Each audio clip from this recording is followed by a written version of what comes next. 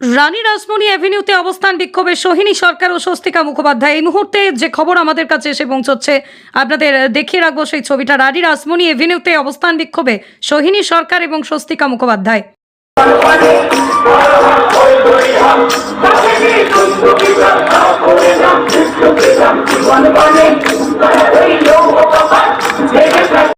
চারিদিকে সবাই মোটামুটি সোশ্যাল মিডিয়া এবং মিডিয়ার মারফত জানতেই পারছেন যে আমরা অবস্থান থেকে উঠছি না, এবং যাকে জানানোর জন্য আমাদের এই অবস্থান এবং বন্যা তিনিও জানতে পেরেছেন। আমরা বিভিন্ন সামাজিক সুরক্ষার দাবিতে আমরা রাজপথে দাঁড়িয়েছি।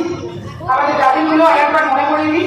মোটামুটি বেসিক দাবি হচ্ছে নারী সুরক্ষা, শিশু সুরক্ষা, পশু সুরক্ষা, পুরুষ সুরক্ষা।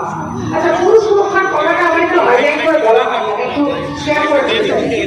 অনেক প্রতিবাদের মধ্যে আছি, আবার একটু ভাবনার জায়গায় যাই।